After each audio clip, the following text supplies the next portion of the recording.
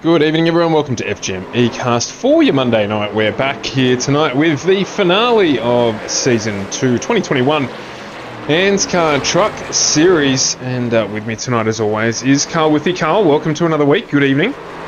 Good evening, Stuart. Good evening, everybody. Yes, we are here at Phoenix Raceway. It's going to be a fast, furious one tonight. The championship is close between the guys up the top, but it's going to be a race of attrition. I reckon Phoenix can be one of those tracks where accidents can happen easily. You've just got to try and avoid them the best you can. And do we have an update on points yet, or are we keeping that one to ourselves?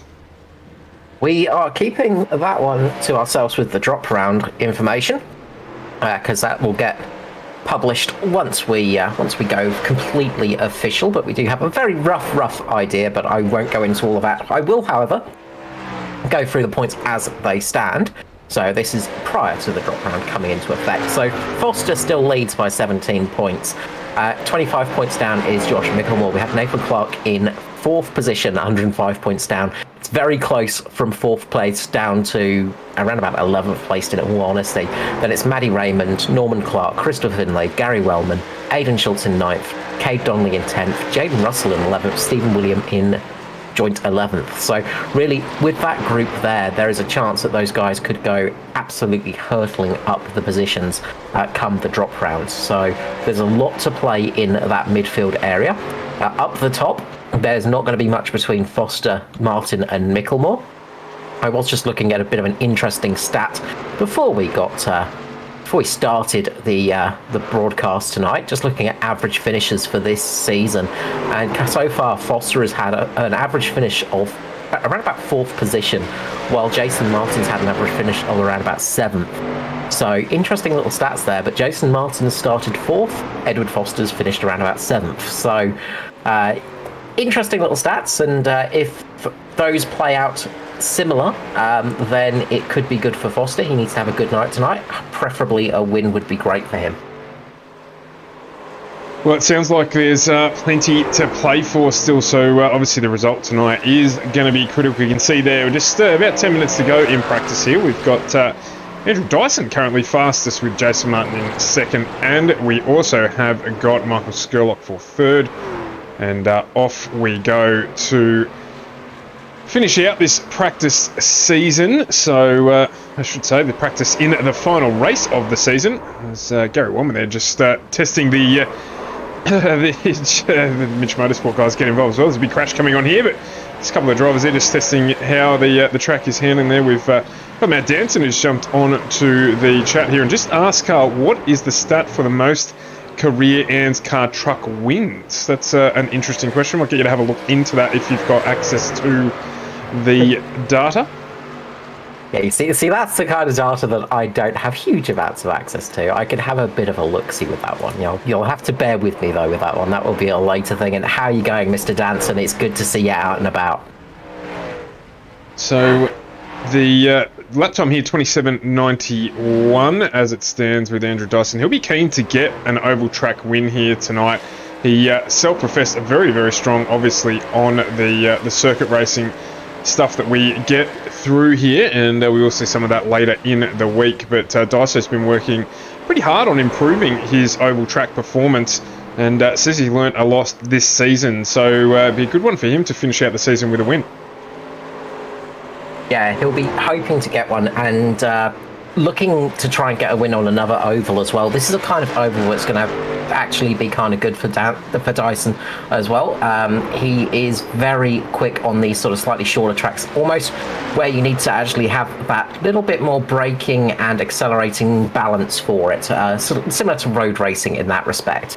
Yeah, I was going to say it's very similar to road racing, where there is some brake technique involved in getting around here quickly, and we did see that with him when he did take out, I think, his maiden truck win as well. So well represented. But of course, as we've been talking, Josh Micklemore, who has been hitting just about everything in P1 at the moment, has jumped up into the lead with a 27.89. So fastest on track by 1/1000th at the moment. So it's going to be a tight run race here. Qualifying is going to be so important tonight. if you get caught back in the mid-pack, there's every chance that you're going to get involved in someone else's incident and get taken out of the race. So those championship contenders that you're talking about, Ed Foster, will definitely want to make sure that they qualify towards the front of this field tonight, so they're in control of their own destiny to a certain extent. Let's have a very quick look at the weather here tonight as well, and just see what we're expecting. So 42-degree track temperature, extremely hot. It's going to be very punishing on tyres, so grip is going to be at a premium. So the guys will be wanting to manage that as best they can. Can't see us having long, sustained green periods here early in the race. We've got 35 on track, and that is going to mean that there's plenty of what we're seeing at the moment with Dwayne Priest there just going around on the front straight. Yeah, it's one of those tracks that can be very tricky. I mean, you do get a little bit of tyre wear here, and the dogleg is one of those areas that can catch you out a little bit as well. Obviously, it's the open dogleg, so you can actually cut your way across it. You'll see the cars, the trucks, I should say, cutting their way across that sort of infield area, across that dogleg there, as you just see in that shot. They're not going to use that whole track section there. So it's almost like that corner doesn't exist in this layout. So it makes things a very interesting little track to run on. And obviously very easy to lose the rear as well. It's one of those tracks where it's very easy to tag the barriers, and when you do, you're going to have a bad time.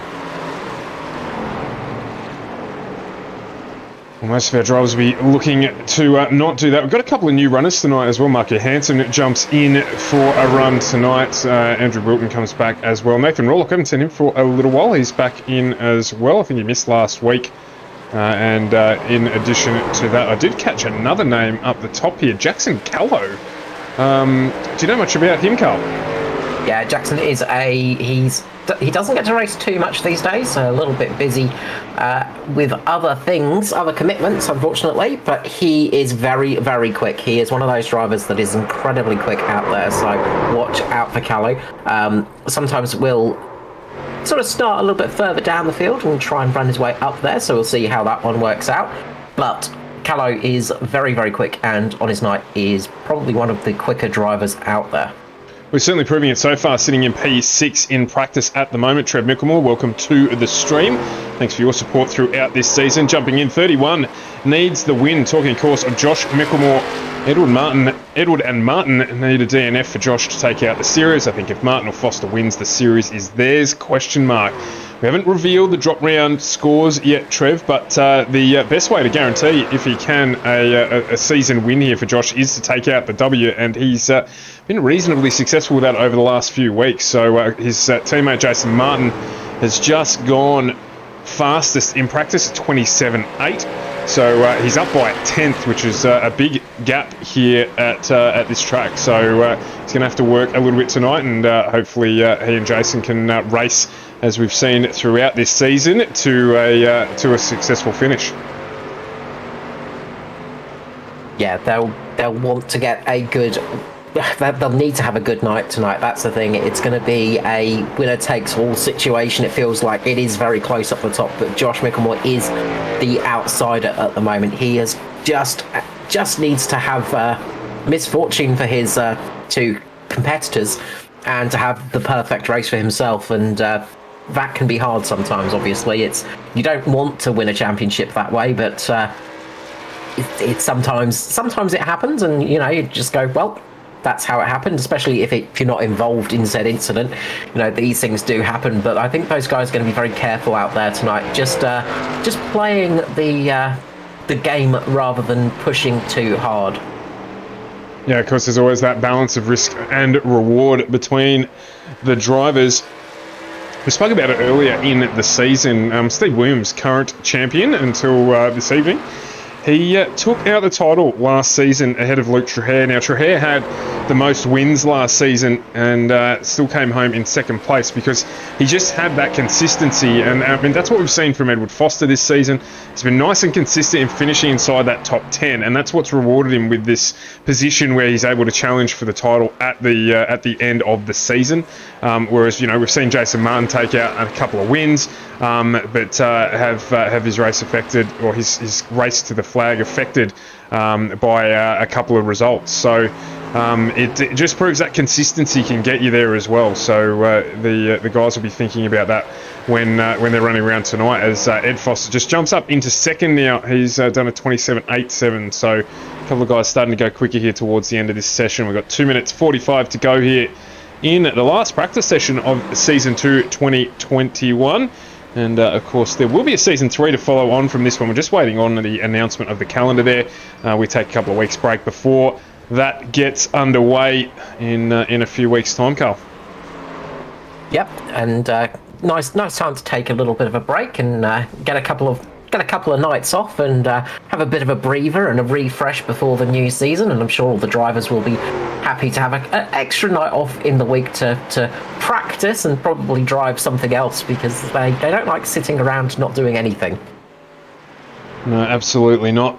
So there's plenty on iRacing, of course, for them to get their teeth sunk into. So the guys will be looking to do that. Maybe some official stuff, maybe a bit of fixed racing. Of course, there's plenty of other leagues going around as things continue to grow in the Australian iRacing Oval Track League. So there'll be plenty for them to do, but we will be back after this one. So we've got final round here tonight as Luke Trahair there just ducks down on the inside in still, I reckon, the best liveried car out on track. And Carl, I can never remember who you seem to manage to remember often who it was who does his livery, but whoever it is, they've done a fantastic job on that car. Look at that there. And Luke involved in some stuff to do with MMA, which is the Way Down podcast that he's talking about there. So do give his Facebook page a follow if you're into mixed martial arts. He covers everything there that you need to know. So jump across onto his Facebook page and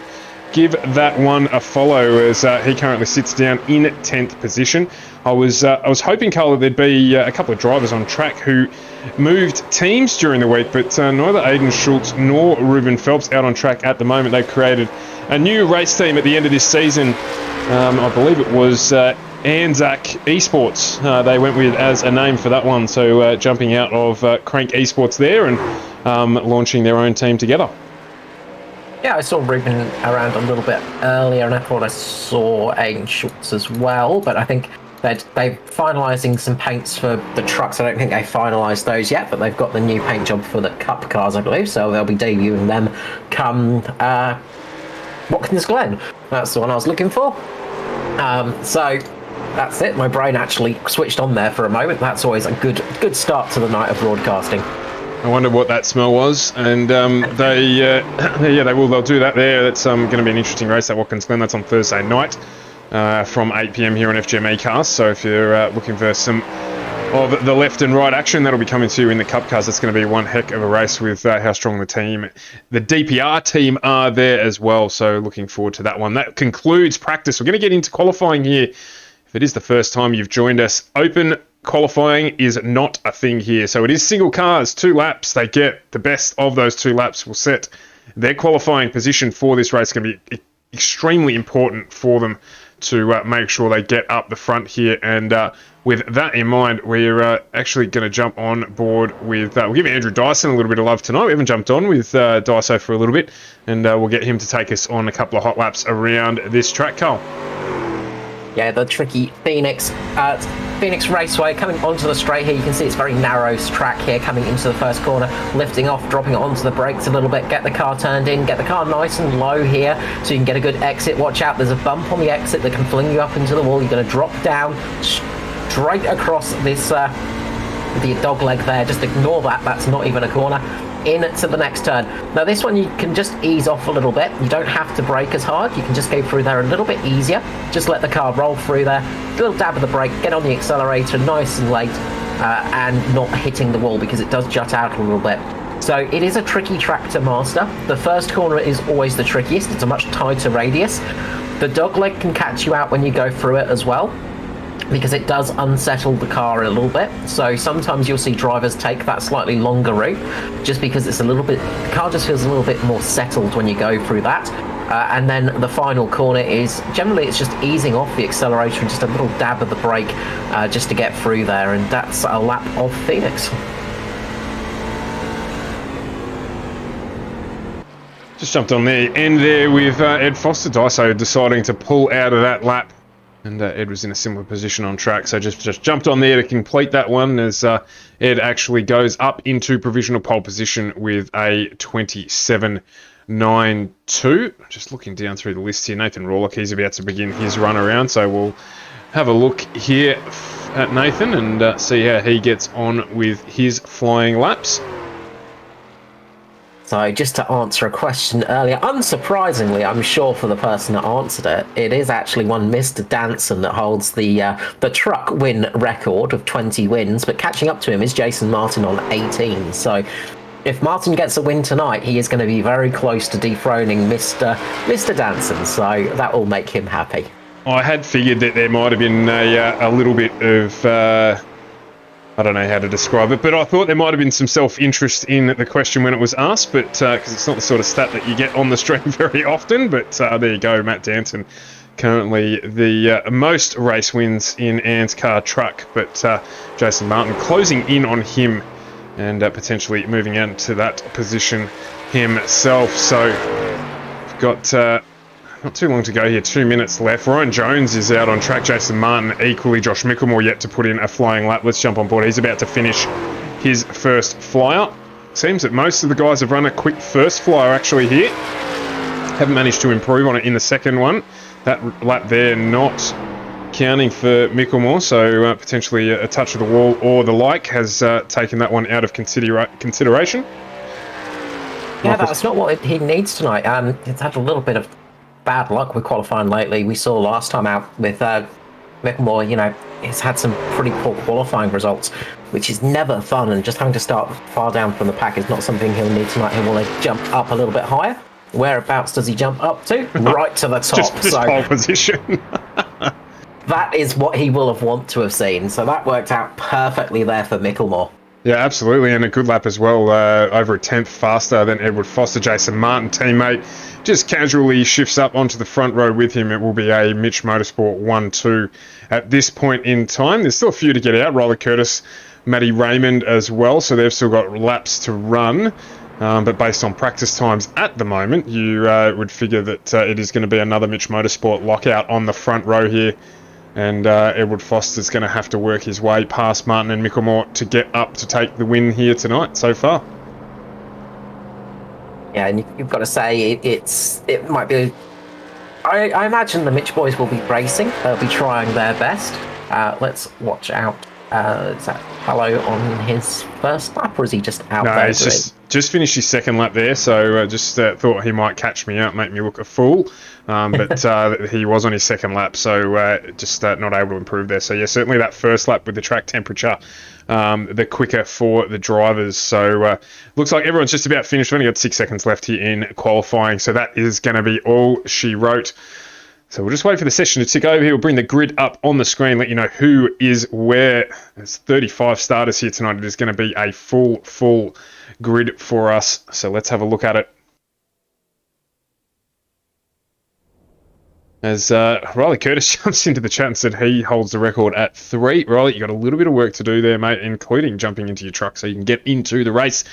Let's run through it here for the final round of the ANZCAR Truck Series on FGM eCast, and it is Josh Mickelmore taking out the final pole position with Jason Martin next to him on the front row, then Edward Foster and Andrew Dyson off row 2 with Ryan Jones and Michael Skirley. We didn't speak much about Skirley off row 3. Good performance from him. Jason Callow, Mirko Dortnack off row 4. Good qualifying for Mirko as well. And Luke Trahair, Nathan Clark in row 5. Steve Williams, Dwayne Preece off row 6 as we flip over the page here and have a look at Kate Donnelly and Lachlan Urquhart off 7 with Aaron Dillon. Troy Davison off 8. Then it's Christopher Finlay and Aaron Wilton off row 9 with Aidan Schultz and Nathan Rawlock off row 10. Then it's Todd Maxfield and Nigel Patton off 11 with Norm Clark and Gary Wellman off row 12. As we shift over to the last page there, it is Mark Johansson and Ben Vickers off 13 with Igor Burkic and Ruben Phelps off 14, followed by Matty Ray, Mr. Sheen and Brent Hobbs off row 15 with Tristan Koch, Justin Howe off 16, Riley Curtis, Noddy Tompkins off 17, and it is Philip Howe rounding out the back of our 35 starters here tonight for the final round of the ANZCAR Truck Series. Yeah, it's going to be an exciting race tonight. feel we're going to see some special stuff out there tonight. Hopefully we don't see too many accidents.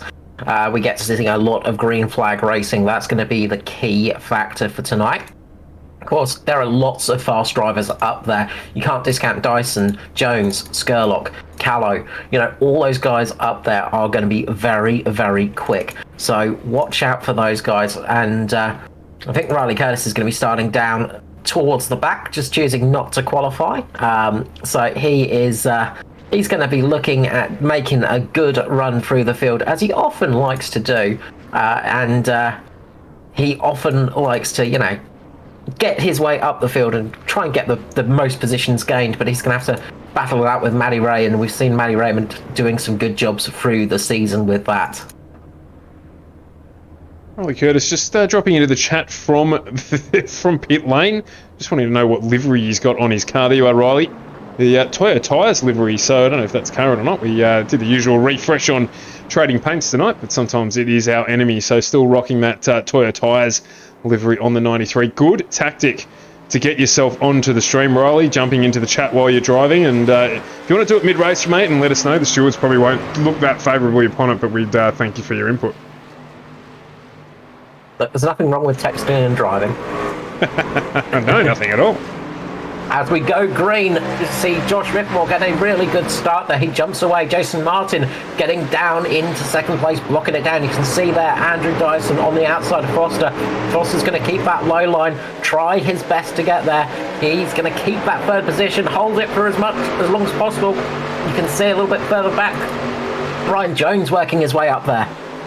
No surprise there that Ryan Jones made an aggressive start. That's his style. He'll get that done. He'll be looking for a caution period to help him out with that throughout the race, but it is a Mitch 1-2 followed by Edward Foster, and you can see there that Andrew Dyson as well is underneath. Skirley's managed to make his way down to the inside there to put pressure on Dyson. It looked like Callow was on the outside there at the back. No, it is Callow who's now made his way under Michael Skurlock, so a few moves early here at the front of the pack.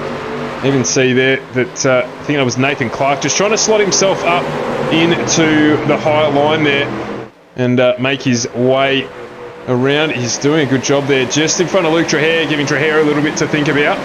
So yeah, just switch back here. And is Nathan Clark, who's on the outside there. So just keep an eye back throughout the pack here and see how things are going. Trahere, they're just down on the apron, making sure that he minimises time on track.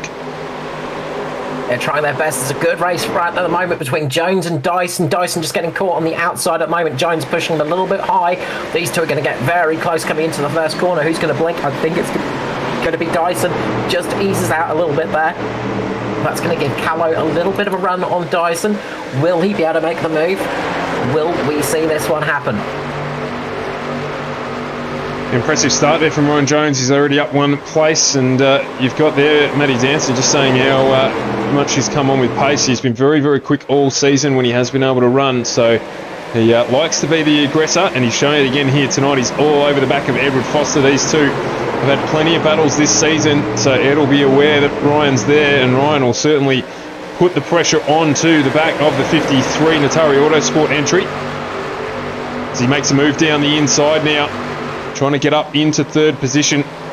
Not quite there for him. He'll have to slot him behind Foster here again, as Foster gets a little loose on the exit, but still not quite far enough for Jones to make a play. Dyson's back on the back of him, and you've got Callow as well. Callow's under pressure from Michael Skurlock, who's just going to be jogging on the spot. Been impressed with Skurlock's driving of late. He's been managing his races really well, so he'll be very aware of where he is currently in this race. And have a strategy in mind as Jones makes a move down the inside again. Just not quite able to get it done, but he's going to keep more pressure here on the exit. And there'll be a drag race down the front straight here between Jones and Foster. Foster just manages to close it out, so we'll just stick here for a minute. With Jones taking that slightly tighter line through those final couple of corners, turns 3 and 4, that can scrub a little bit of speed off and put a little bit more pressure on the tyres. Foster taking that slightly wider line, a little bit easier on the tyres in that respect. So we often see it with Ryan. He does tend to use up tyres a little bit quicker. He's a bit more aggressive on the old tyre strategy than some. And he knows that, and everybody else knows that as well. But he has been getting better at tyre management, and that is a dangerous thing to have with Ryan, because once he gets that tyre management absolutely perfect, he is going to be very hard to beat. Yeah, absolutely he will be. So he makes no excuses for it. So once he does get that done, he will, and he gets the move here. He's going to close this out against Foster and move himself up into third position and try and chase down Mickelmore and Jones at the lead. Mickelmore and Martin, my apologies, at the lead of this race. You can see a small gap just developing there, but Jonesy now will be looking to move up on that and put Martin under pressure. Yeah, and this is something Foster's going to want to see, is Martin getting put under pressure by Jones a little bit here, just so Martin doesn't get a gap to him. He wants to see Martin just keeping relatively close to himself. They want to try and keep together, so championship standings keep very close. Just behind him you can see Dyson and Callow getting very close. Callow right up against the wall, just rubbing it there, just using that air cushion to his advantage. Very nice bit of driving there, side by side into the first set of corners. You've got you've got Callow on the outside, Dyson on the inside. They're going to come across the dogleg now. This is going to give Dyson a slight advantage coming into that corner. He's just got to make sure he doesn't lose the back end and go up into Callow. He's taken a slightly wider entry there, forcing Callow a little bit high. It's going to give Dyson a little bit of an earlier exit here, but Callow's going to get a bit of a better run here. So Dyson's going to have the inside now. How's this going to work out? Callow's going to have to sit on that outside now. He's going to have to try and defend. Looks like Dyson's got it, and we've got a caution. Yeah, looks like Igor Burkic there involved in an incident. So I'll jump back and have a quick look at that one. Probably not far enough in yet for anyone to take any advantage. Maybe get some, say, 11 laps in. Might jump in for a quick splash and dash, but very, very clean start to this one. Let's jump back and have a look at what happened to Igor Burkic to bring out this first caution. So once we go back to it, you can see just a little bit earlier there, Noddy Tompkins just running up. He's just washed out a little bit and lost the front end and gone into the back of Igor. Igor's gone spinning round and unable to get the truck stopped. He's held the brakes, but unfortunately, I think that was Tristan Koch, had nowhere to go in that situation. Burkic did the right thing holding the brakes on there, but Koch was just sort of a little bit unlucky where that truck ended up. He couldn't really get out of the way to sort of avoid that action. We might see a few people pondering coming in for tyres. A few feints, maybe. And here we go. And who got caught out there? Somebody did. Jackson Callow headed into pit lane. I'll tell you what, there was almost a chance there that I think it was going to be Ryan Jones. Almost got blocked in to going into pit lane. So with Martin on the outside there, that would have been something to talk about. Wouldn't have been all that favourable from Ryan Jones if that had happened. Well, I mean, it would have worked out well for the rest of the field. You know, blocking your rivals so they can't get out of pit lane. I mean, we've not seen that one this year, but definitely a valid tactic, I'd say. You could use that to your advantage. I didn't know you were not going into pit lane. I thought you were pitting, so I just decided to sit my car here, right in this position. You know, it's just saving fuel. Yeah, that's it. I was trying to take the shortest track. Yeah. Oh, yeah, absolutely. But no, probably not quite late enough for Jonesy to jump in, grab a new set of boots. So he would have been hoping for this to happen probably in about another 15 or 20 laps time. But not to be. So this will let him cycle. And then he'll be right on the back of the Mitch Motorsport boys, who've, to be fair, been extremely strong at restarts in this tail end of the season, particularly with Jason Martin and his efforts in getting away, and obviously Josh Mickelmore. They're able to coordinate that to an extent, but yeah, they've done really well on the restart, so expect that here. Jones is going to have to be on it if he's going to get away with them. Same with Foster. Minimise that wheel spin, make sure they get the drive so they can try and keep up here on the restart. Yeah, it's going to be interesting to see with the old countdown, of course, you know, and that's one of the good things you can do with teammates, is you can communicate with each other in, you know, your own team radios, your own team areas, and let each other know what's going on with everything. So that makes things, you know, a little bit easier, a little bit less stressful. But when you've got a fast charger like Ryan Jones behind you, you've got to be on your game, because he might take a punt. He might decide, I'm going to actually make a bit of a move here. I know that you two are going to count it down. I am going to listen to your revs and then try and match you at the exact time, see what he can do.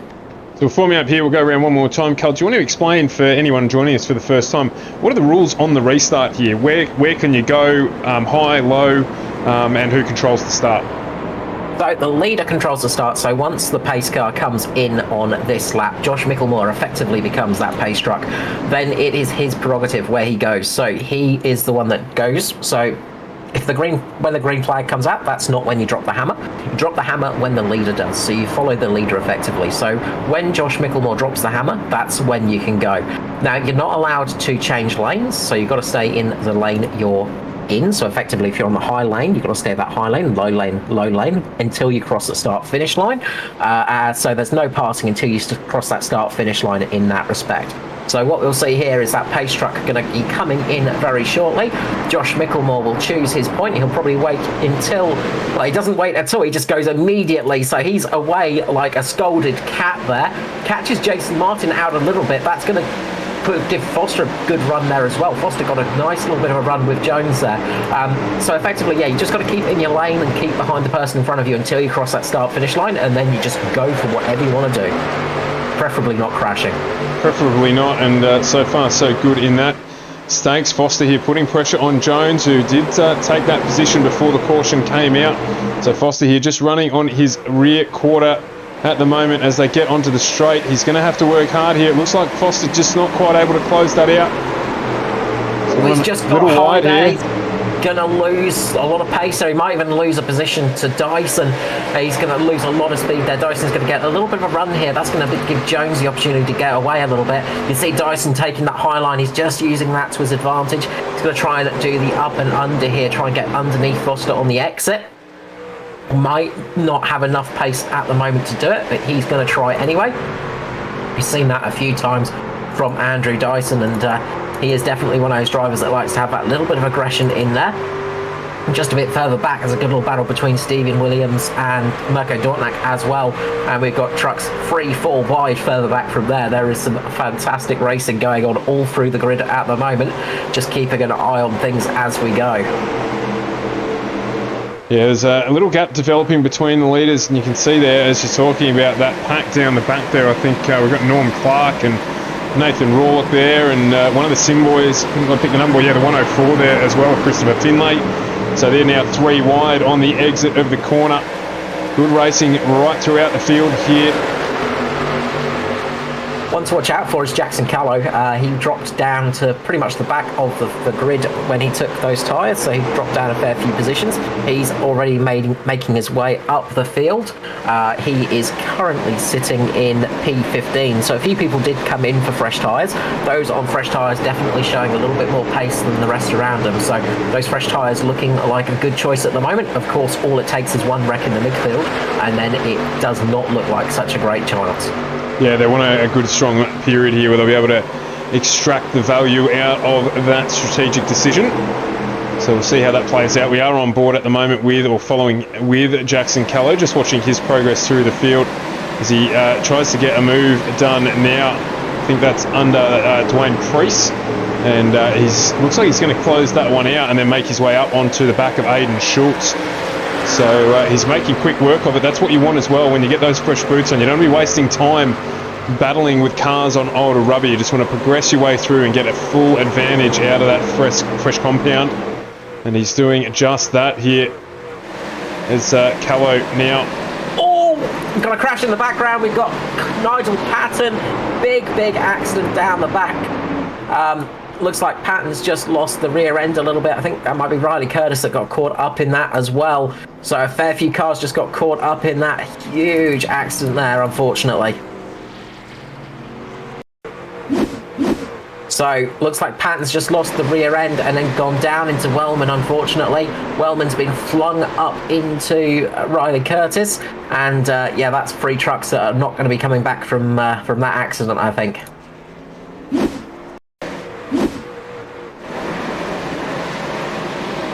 Yeah, Gary Wellman there just getting down into the wall, so Looks like his night is going to be over a little bit prematurely, and that's disappointing for Wellman, who's had a win in this series this season, so he'll be disappointed with that one. Yeah, it's a shame that Riley Curtis, just the innocent passenger in that one, he just got absolutely shreked with that one, so that was a very unfortunate position for him. And yeah, very, very sad moment for him. Now, are they all coming into pit lane? They are doing the dummies. No, they are not. We've got Martin and Foster coming into pit lane, so the dummies were thrown and they decided, no, we're still going to take this opportunity. So Foster following Martin into pit lane. Josh Mickelmore sticking it out there with Ryan Jones, Andrew Dyson, Michael Skurlock and Nathan Clark. So pretty much all the field in bar those guys. They are going to suffer on the restart now. It's an interesting move from Jackson Callow. He's jumped back into pit lane. He was only on those tyres for 10 or so laps, not even that. He's just missed his pit box as well. This will be for fuel. No, he's going to get rubber as well. So interesting decision. Restricted tyre sits here tonight, Carl? No, they have got as many as they want. So might as well. So you might as well chuck them on when you can because, yeah, it is all for it. So that's look, that's not a bad thing to do because the rest of the guys will be on fresh tyres as well. You're going to lose that advantage you had with those 10 lap hole tyres, and that's gonna cause you to struggle a little bit. So, you know, it's gonna shake things up, and it's gonna make things very hard for those guys that stayed out. Yeah, well, Martin and Foster, of course, did jump in. Mirko Dortnack did too. So they've benefited from it, and it really hasn't cost Jackson Callow anything. He's come back out in P15. I believe he was at P13 when he jumped into pit lane. So fresh tyres, good progress for him, albeit obviously be a little bit disappointed didn't run green for longer. Yeah, so it would have helped him out a lot more if there was about 10 or 15 more laps of green flag racing there, I reckon. So a bit of a shame on that one. And yeah, that's it's cost his strategy a little bit, but it's evened the playing fields up. So we'll soon see how that goes. Absolutely, we will. And it's a good time to thank everyone for joining us on the stream tonight. We enjoy having you all along for the ride. As I said, this is the season finale, Season 2, 2021 of the ANZCAR Truck Series on FGM eCast, and we certainly appreciate you all jumping on YouTube, Facebook and Twitch, wherever you're watching from, and supporting our stream. If you are there, give the like button a push, or the subscribe button a push as well if you can. It certainly helps us with our channel growth, and we've seen a fair bit of that over this year, so we appreciate all the support that you have given us. Yeah, it helps out an enormous amount, so we always do appreciate that. And if you can, give a little like and subscribe, and let anyone else know as well that enjoys this kind of thing. It always helps out for the future. Akin to giving your mum a wave. All of those things. We are happy for things like that to happen. So Ryan Jones here, we're looking to get a good restart here with Josh Mickelmore. They've got to minimise the wheel spin. They're going to have a hungry pack on fresh tyres right behind them. Mickelmore holding things up this time, deciding to leave it till the straight, which I think is a good decision. And he drops the hammer now and goes. Ryan Jones caught a little bit napping there. He's got Skurlock all over the back of him, as well as Dyson, who both got a good start. Skurley will be a little bit frustrated there, a little bit held up by Jones, who just missed the start, but Jones now gets away to it. He's in pursuit of Josh Mickelmore, and there is those fast runners coming through. You can see Jason Munn already up behind Andrew Dyson. So we've got a spin in the background. Will it bring out the caution? It will not, so we are still green. Good catch there. I didn't see who that was on the outside. It may have been Aiden Schultz. Yes, it was Aiden Schultz, as Martin moves up another position. He's behind Michael Skurlock, and Dyson in third now. Foster's struggling on the restart, even with those fresh tyres. Yeah, because you've got to get warmth into the tyres a little bit with the restart, so that's one of the downside of fresh tyres. But as soon as you get that temperature in there and they kick in, then you start absolutely flying. I'm pretty sure we'll see that Sorry, excuse me. We'll see that in about 1 or 2 laps. At the moment, Skurlock trying to keep up there. Oh, there's a check up behind Skurley. You can see there, Luke Traher gets caught in that one, and Mirko Dortnack. That's going to give a little bit of breathing room to Foster at the moment. Foster and Martin. Dyson doing a good job of just holding out. Of course, the tyres do plateau a little bit as well, so they're going to want to try and make these moves quickly, try and use these tyres up quite quickly before they get to a stage where they don't really give the same amount of performance. So we'll see how this one pans out, and it'll give us a bit of an idea on how it goes for the rest of the night.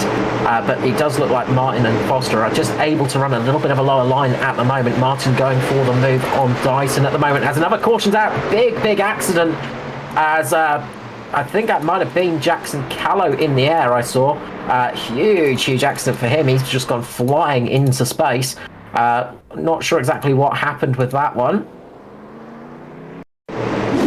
He's just lost the back end and had a big tank slapper. Aaron Dillon got caught up. Then Troy Davidson into him, and that's just flung Callow into the air there. He's gone for a massive spin. Quite a bit of damage to that truck, and I think the engine is kaput, unfortunately. That is going to be a night over there. Yeah, not generally made for flying through the air, so that one there will make a good clip for us for later on, but not all that impressive for Jackson Callow, who will be out of the race, unfortunately, tonight. You can see there the smoke billowing out of the back of the 46, so I'd say it's going to be night over for him, unfortunately. Yeah, doing his best helicopter impression. Unfortunately, these trucks do not respond well to that, so that's going to really hurt him. So we've got cars coming into pit lane right now. Lachlan Urquio, Michael Skurlock, Nathan Clark, Brent Hobbs, and Aidan Schultz, I believe. So those guys coming in right now. So they could be looking... If it remains green for the rest of the race, they could be looking to try something a little bit cheeky here. Just dragged Riley Curtis up. Good evening, Riley. You've been off in the infield care centre visiting Sheila tonight. She's patched you up, mate, but you're out of the race. Yeah, she's a pretty top bird, old Sheila. She's got us all sorted out, but it is what it is tonight. Yeah, unfortunately, they're just the innocent victim. Not nowhere that you could go, nothing you could do, and that ending the night for you and concluding your season. Yeah, it's one of those tracks where a car will often spin to the inside and there's a wall there, so they bounce back, and especially when two of them make contact, there's nowhere you can go, but it is what it is. No huge loss for that last race.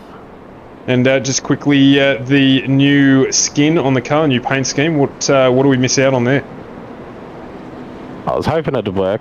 It didn't load, but we'll have to leave it for Thursday. It's on the Cup car too. Oh, all right, well. Something a little bit different for me anyway. Very humble of you, Riley. Mate, got to stay humble and hustle hard. We'll look forward to that on Thursday night. Tune in to be an exclusive here on FGMA Cast. The new Riley Curtis 93 livery, and you'll see that exclusively on FGMA Cast on Thursday night. Thank you, Riley. I hope you enjoy the rest of your evening, and as always, thanks for jumping in the stream and commenting. We appreciate it. Yeah, cheers, boys. Cheers for dragging me up for a chat. No, anytime. So, Carl, where are we at from here? What's the strategy? We're a quarter of the way through the race. We've got the lead drivers, Jones, I should say, Mickelmore and Dyson, who have not jumped into the pit lane yet. Where are they at? Well, they are going to be waiting until they're going to be waiting until sort of half distance. They're going to be trying to go sort of halfway through the race. I'd say if we get a caution in the next 10 to 20 laps, that's when they're going to pull the plug. They're going to come in. If it remains green for the rest of the race, and I say if with a big if on that one because it is Phoenix and we know this place is tricky, but we have seen things like that happen in the past. They'll be looking at coming in around about I'd probably say around about lap 65 to 70, sort of around that sort of area. So they're just going to try and stick it out there as long as they can now. I think we'll see those guys on the fresher tyres get a little bit of a better run now. They've got their heat cycles through them, and they'll probably be looking good. The big problem now for Micklemore, Jones and Dyson is just getting away cleanly. Although they've only done 30 odd laps on these tyres and those boys have got some experience as they do get away very cleanly, it just gets a little bit slippery on the restart sometimes on the older tyres, and it's very easy to get a little bit of wheel spin with them. So they get a really nice restart there. You can see Foster already putting pressure on Dyson, trying to get low at the moment. Dyson keeping that low line blocked, and he's going to try and get underneath Jones as it stands. So Foster and Jones at the moment, you can see Martin getting pushed wide there. Martin stuck behind Jones at the moment. Micklemore got a very good leap away once again. Good restart by Josh Micklemore. He's just launching it on the exit of that corner every time. Ryan Jones coming down to defend from Foster. Foster not taking it. He actually makes that dive bomb just as the caution comes out. Yeah, really good move there. So it'll keep that position. Looks like Lachlan Urquio involved in an incident, and cautions breeding cautions here tonight. Let's jump back and have a look. So looks like the 99 of Mark Johansson's gone up into the wall, and then there's just been a sort of a double moment between Lockie and Nathan Clark. They both lost the rear ends going through that corner, and Lockie didn't catch it, Nathan did. So they both got a tank slapper there, and unfortunately Lockie couldn't quite catch it in time. So he just missed out on that one, and then just clipped the 99, I think it was. So yeah, very unlucky not to catch that spin. Just in front of him, Nathan Clark did a fantastic job of catching it. So it's just that sort of split second of hesitation between those two drivers, I'd say, as Nathan's obviously got a lot of skill on dirt as well. So he's one of those drivers that has just got that affinity sometimes with a car that's a tiny bit slippery, and he just managed to catch that slide. Lockie just got a little bit unlucky with that one, sadly. So a bit of a shame there for Lachlan Urquio. As he just jumps down into pit lane, he'll be going in to get a repair done or two, and then I'm sure he'll make his way back out onto track here, lap 38 of 120. So a fair few drivers coming back into pit lane to top up on fuel and get some fresh boots on the car as well. So there's going to be a few repair jobs as well, unfortunately. A couple of them have got some damage. Brent Hobbs, at the moment, he has a pretty clean looking car, so he's going to get some fresh boots put on that and a little bit of fuel in there. So he's going to be looking at trying to get towards the end. And I think Matty Ray as well, he came in as well. So watch out for those later in the race. If we get a long green period here, they could be in a fairly decent sitting position. So we've seen Matty Ray's not too bad at the old fuel saving game. So watch out for him. If this remains green, he could be in with a bit of a shout. Indeed. Of course, coming off a race win as well, Matty Ray, so he will be feeling fairly enthusiastic about his opportunities tonight, and very, very gracious man in victory as well. So a very popular winner on our social media channels as well. Plenty of love shown for Matty Ray for his win last week.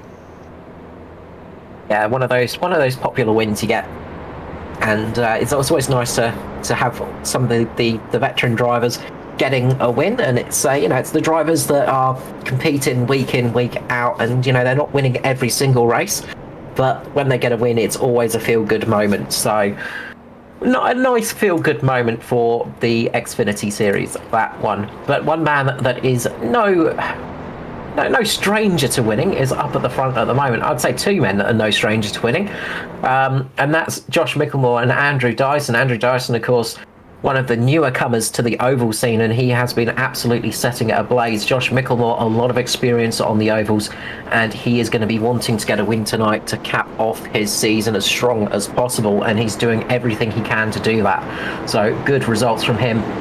The very fast, hungry, fast-charging Ryan Jones just in behind him. Of course, a few victories under his belt. Edward Foster trying for his first win in the trucks this season. It's strange to say when he is the championship leader, but he has not got any wins this season, so he would ideally love to get a victory tonight. And Jason Martin sitting there as well. Obviously, Again, a man that is no stranger to the top of the podium here, the top step, and getting into victory lane. He is going to be desperate for that one and take a truck title as well. Yeah, this continues to play into Josh Micklemore's hands at the moment, and Andrew Dyson's as we are about to go green again. They'll be happy, to be honest, if there's another caution very shortly hereafter. It helps them manage their race to that midpoint. As we go green, Micklemore gets another cracking start. He's on a brilliant form and has done a great job there to get away from Andrew Dyson early on the restart. Edward Foster moves back up into third. It sounds like we've got some sliding in the background there.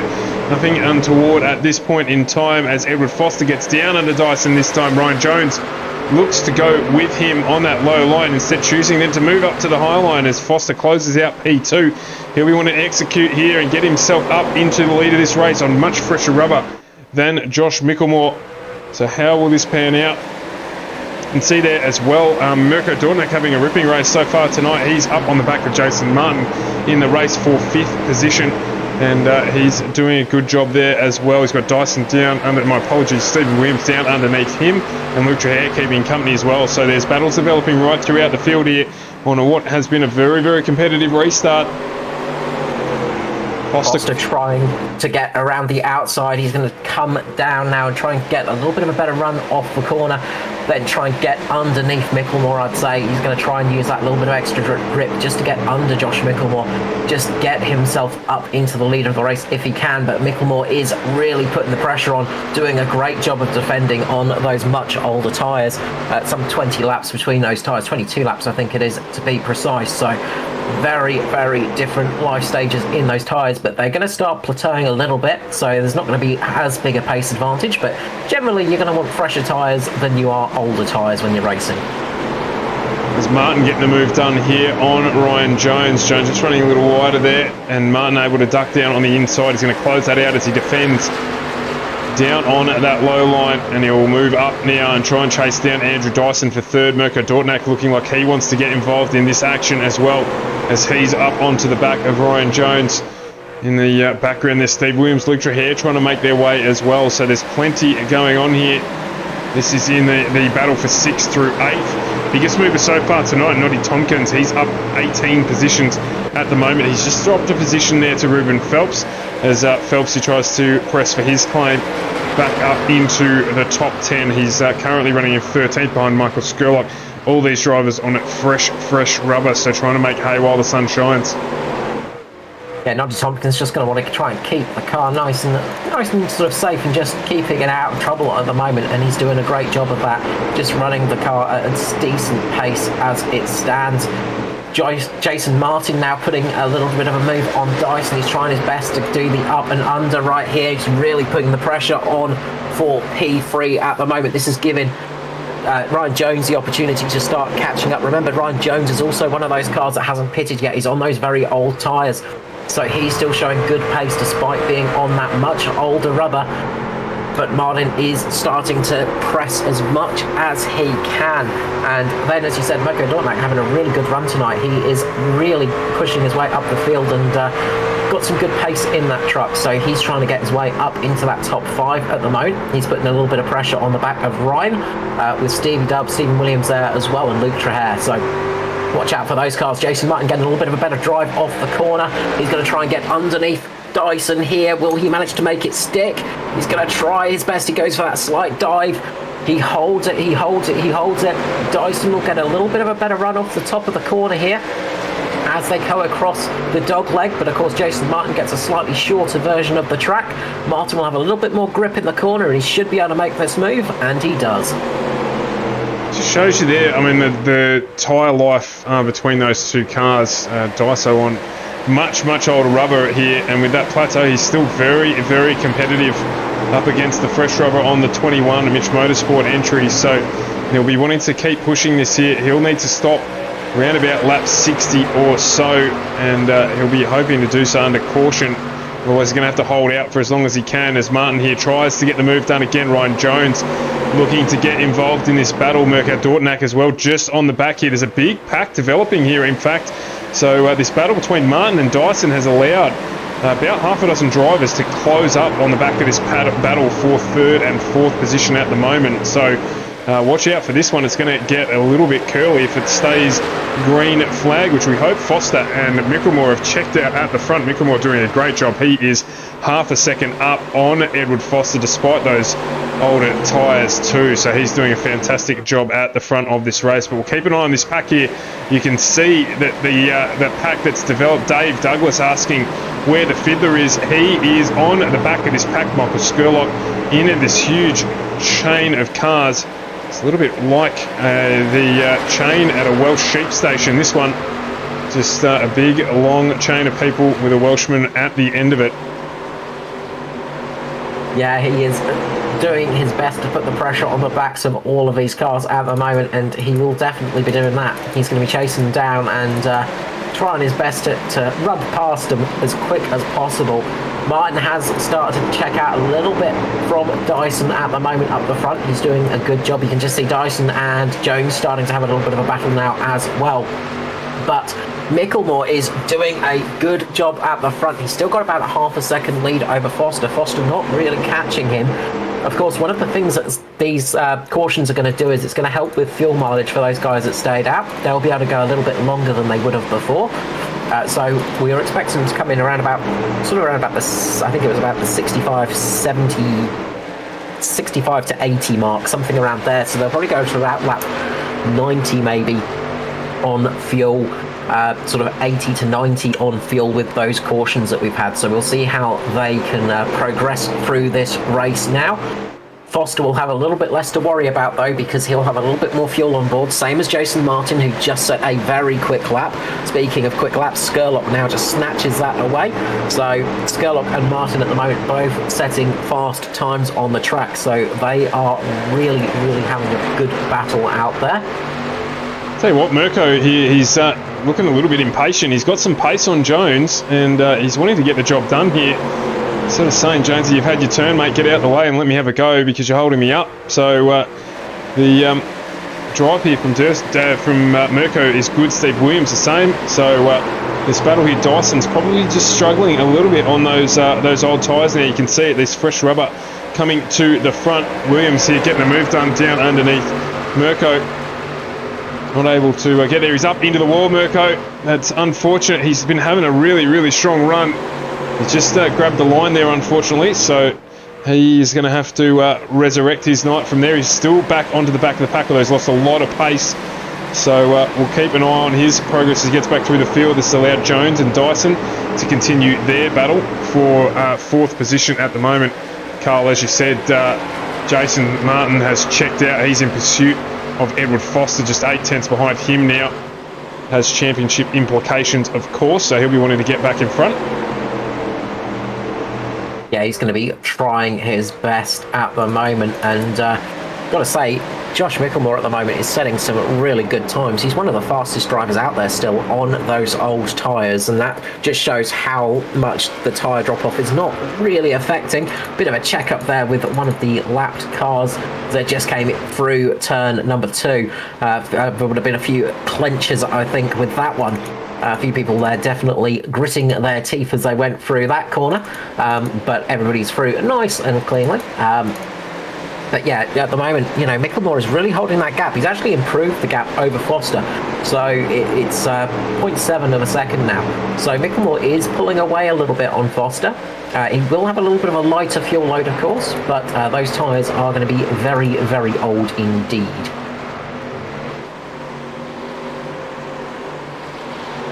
Yeah, indeed. He's worked wonders again. His restarts, for me, have been the most impressive part of his form of late. He just gets away. It doesn't matter the age of the tyre. He just manages to do the old survivor on just about everyone around him, outlast and outplay them on every restart. Last time around, held it up around the corner, dropped the hammer on the straight, and still managed to just pull away from everyone else who's jogging on the spot. So that's helped him, but a very impressive drive so far tonight from Josh Mickelmore. Yeah, there's no denying Mickelmore is a quick driver. He's one of those drivers that is very good on his tyres. He's just very good over a long stint and very quick when he needs to be as well. Not always the best of luck, but when his luck goes his way, it goes very, very well, often is the case. Dyson's managing to pull out a little bit of a gap from Jones now, so that battle has just eased off a little bit, but behind Jones at the moment, we have got a great battle going on with Stephen Williams, Luke Trahere, Dwayne Priest, Michael Skurlock, Kay Donnelly, Nathan Clark. So quite a few cars involved in that little battle, and it looks like Kay Donnelly's going to try and make a move on Skurley at the moment. Can't quite make it stick, but those two are starting to get a little bit racy, and I think Skurley's noticed it. So he's taking a slightly different line here, just trying to catch up to Dwayne Priest at the moment. So these guys are having a nice little fight as it stands. Yeah, you can see there that the Trahere as well, just managing. Talk about tyre management. That is one of his tools in his tool bag. He likes the long green flag runs, Trahere, because he does try to manage the tyres for that last segment of the race. So he might be doing a little bit of that here as Donnelly still tries to get one past Michael Skurlock, but Skurley's just opened the gap a little bit on him there, and he's now putting pressure on the back of Dwayne Priest. There's a big slide in front, and I think there's been a big incident there. Looks like it was Ryan Jones. Was it Ryan Jones? Andrew Dyson and Ryan Jones getting into each other by the looks of things. No, sorry, Stephen Williams, I think, actually.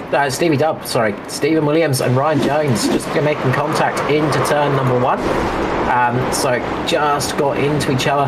Not a huge amount of damage on Ryan Jones's truck, so that's some good news for him, but it's not going to help him out for tonight. Just gets turned there, up into the fence, hits the side pretty hard, but not the front, so that will help him out. This is going to be the perfect stop for everybody right now. We're going to see everybody coming into pit lane, I would say, chucking fuel in, getting some fresh tyres, getting to the end of this race. Unfortunately there for Jonesy as well. Just looks like Williams just went straight ahead a little bit there. Just couldn't quite get the car to turn in, and or the truck to turn in, and just got up into the back of Jonesy. So Trev's jumped in and said, I'm assuming Mr. Smooth, they called him. He's referring to Josh. So that certainly reflects here on the way he looks after the tyres on the sim as well, Trev. So he's doing a great job so far, and this has worked out extraordinarily well for him. Lap 65, he can green flag run to the end here without any troubles whatsoever, and given how he managed his tyres right throughout, you'd have to figure him from here to probably end up at this point in time as the leader of the race. So you've got Martin there, coupled to stayed out, no doubt, just to get a lead lap under their belt. But yeah, the guys there doing a good job throughout that stint to get themselves to here. And Skurlock just got a flying stop there. So Skurlock was absolutely superb in that stop, stationary for a little bit of a shorter time. Just wondering if he came in a little bit later than some of those other guys, so I think he had a bit more fuel on board, so he didn't have to take quite as much fuel as some of the others.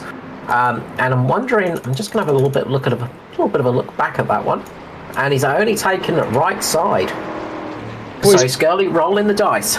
And probably figuring that there'll be another caution period at least during the remainder of the race, so rolling the dice a little bit on that and allowing him to manage those tyres through that part of the race. Of course, taking them much more recently as well, as you mentioned, than the drivers around him. So a little bit of a gamble here. I like it from Skurlock. He had to get out of that pack. He's got a clean truck, and there's every chance here he can be competitive. So we know how quick he can be. And he's done a good roll of the dice here, I think. Yeah, this is going to be a really interesting little strategy from Skurley. It's whether he can actually keep keep it on the track, of course, but it's going to be how much the inside tyres affect him. Being that the tyre wear hasn't been so noticeable tonight, this may work out absolutely perfectly for Skurley. Well, if anyone can do it, Skurlock can.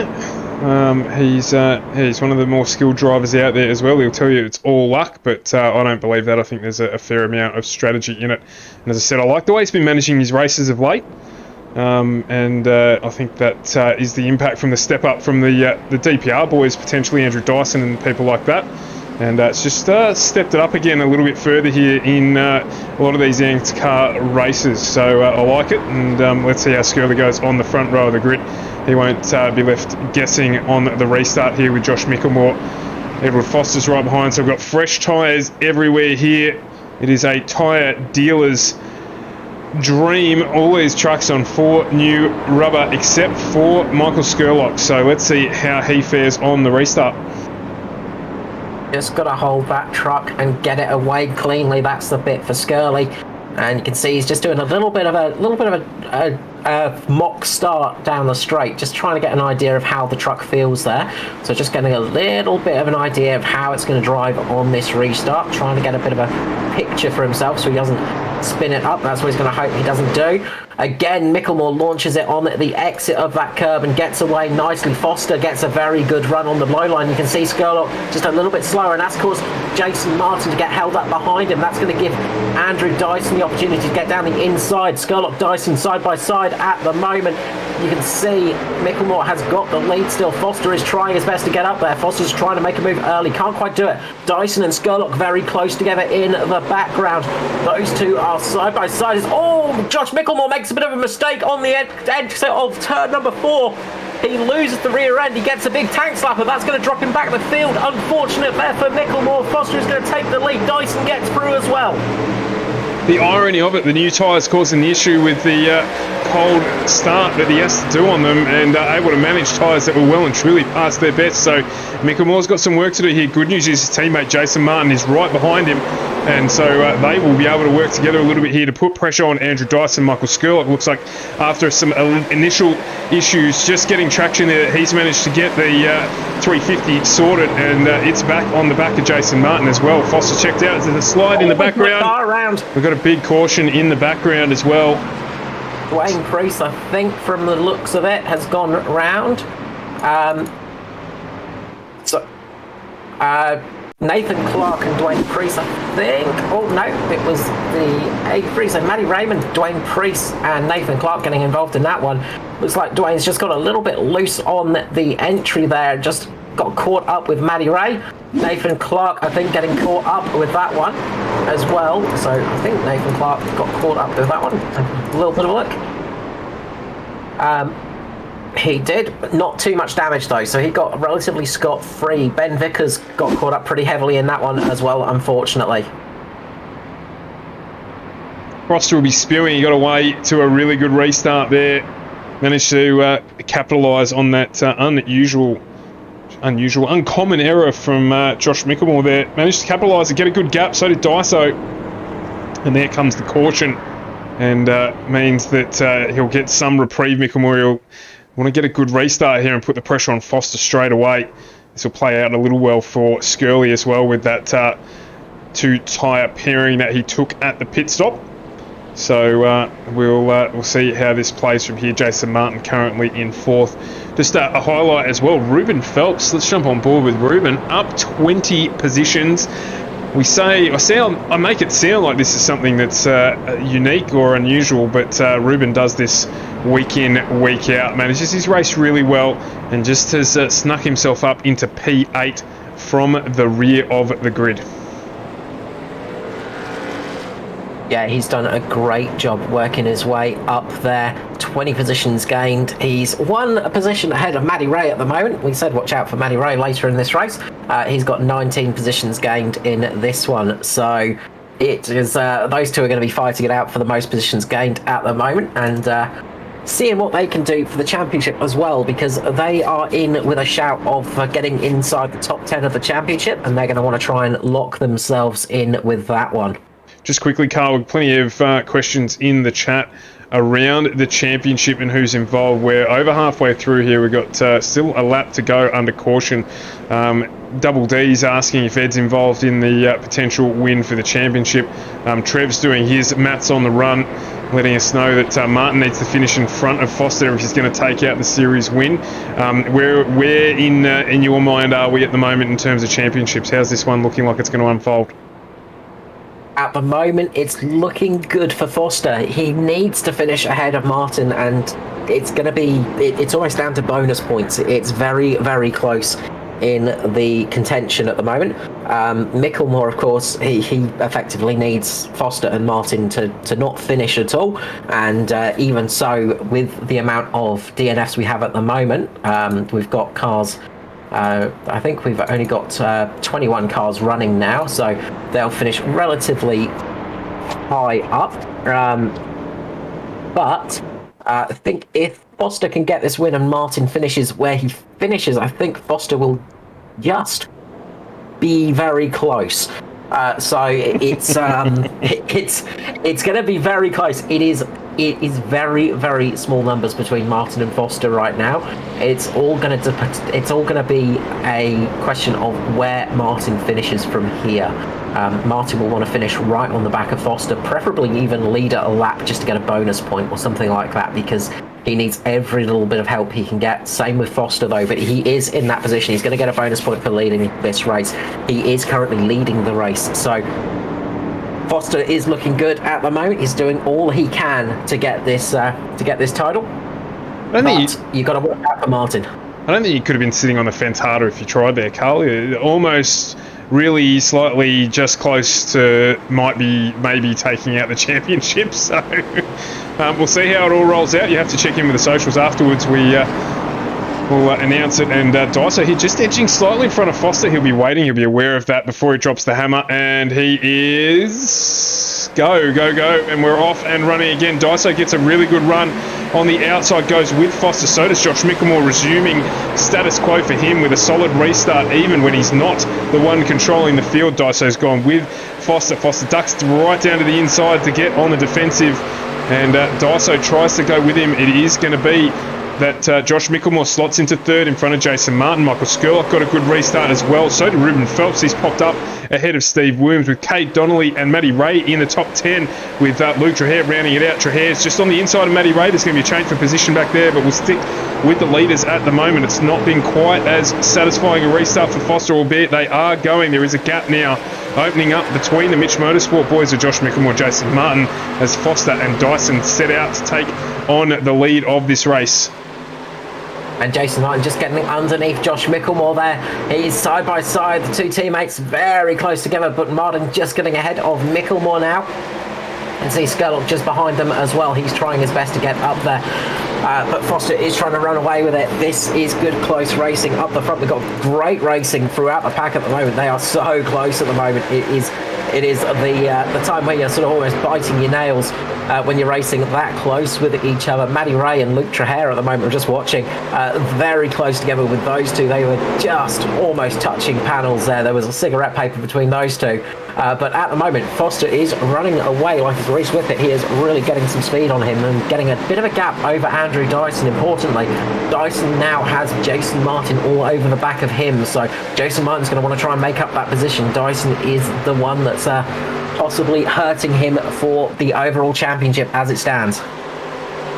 Yeah, for those of you adoring Mirko Dortner fans back in the booth, he's almost made his way back up into the top 10 after that earlier incident. He's harassing the back of Luke Trahere, so we'll keep an eye on that battle as well, as Micklemore here puts pressure on Martin, who equally is doing the same to Andrew Dyson. Skirley's jogging on the spot in the background with Steve Williams waiting patiently behind him as well. So this is where the battle's at.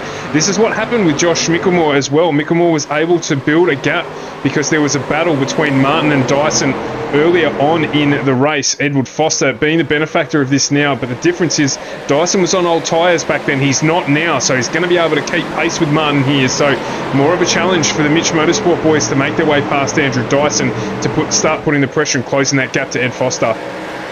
A little bit further down the field, Ruben Phelps is on an absolute charge. He's just got up into P7, having a bit of a battle with Kay Donnelly at the moment. Those two are side by side, door to door as it stands. Very close racing between the 06 and the 40.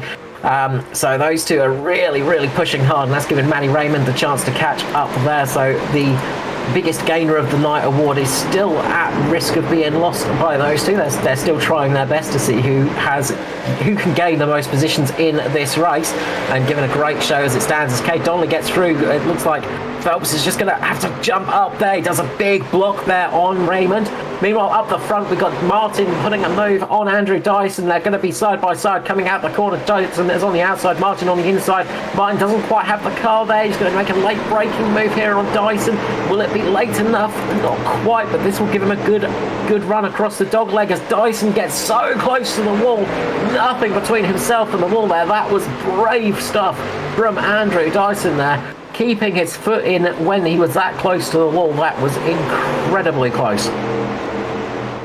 Great driving from Dyson there. It's paid off for him. He retains that position at the moment. Josh Micklemore's just dropped off ever so slightly off the back of his teammate Jason Martin. Martin's going to have to reassess and go again here to try and make the move on Andrew Dyson up into second place. The gap to the leader now half a second, nearly 6/10 in fact, to Edward Foster. So this is still helping him a little bit as these guys battle for second position. Schmickelmore's got Michael Skurlock who's looking to jump up onto the back of him, but Martin again able to get onto the front foot here, try and take out second position from Andrew Dyson. As Ryan Jones is back up into 15th place. He's making a good recovery after his earlier incident. As you can see Micklemore there diving down to the low line as well, so he's looking to make a move when he can on his teammate to get back up into third position. No team orders there whatsoever. Those still be racing for position, which is one of the things we've loved all season. As you can see there, Mitch Motorsport boys, Martin and Micklemore getting very close indeed. Josh has got some pace again as he gets right up on the back of Jason there. He's going to look to make the move. You figure he'll try and dive down underneath him, get the cut across if he can. Martin's up to that though, of course. Does the same thing, follows Dyson. And they just maintaining the gap to the leader at the moment. Edward Foster still around that 6/10, just jumps up into 7/10 there, so gap is increasing slightly, in fact, at the front of the pack. Yeah, this battle at the front is fascinating stuff. They're breaking away a tiny bit. Martin and Micklemore are still battling away. We've still got that battle going on between Phelps and Donnelly at the moment. Phelps has managed to get back past Donnelly as it stands. Donnelly's trying to get back down the inside of Phelps as they go across the dogleg. Those two battling it out very hard at the moment and keeping it very close to each other. We can see on screen at the moment, all over the back of Dyson, this fight is very much going on. Michael Skurlock's keeping it up there in P5, so he's keeping the pace going despite being on some very old tyres for the left tyres. Those right tyres are a lot fresher though, so that's helping him out a little bit.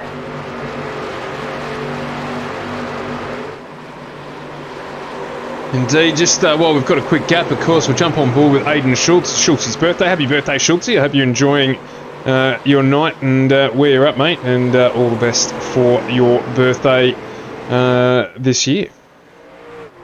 A very big happy birthday to him, and also to Danny G, of course, the admin of ANZCAR, one of the admins of ANZCAR, and one of the runners of the truck series. So a happy birthday to you as well. As you can just see here, just quickly jumping back up to the front, Jason Martin right up now on Andrew Dyson. There's a tissue between them. You can chuck one over the top of all three of them at the moment, and some really good close racing here. Look at how close together they are. Not a skerrick of paint traded between them as Martin dives down to the inside now, trying to get the move done on Dyson. Just not quite far enough to do that as yet. But Dyson will be feeling the pressure now in the 041. And we've got a caution. We've got a caution on lap 89. And this is an interesting part of the race to have a caution come out. Just trying to assess who that was there, in fact. Doesn't look like we've lost any cars. We'll jump back and have a quick look.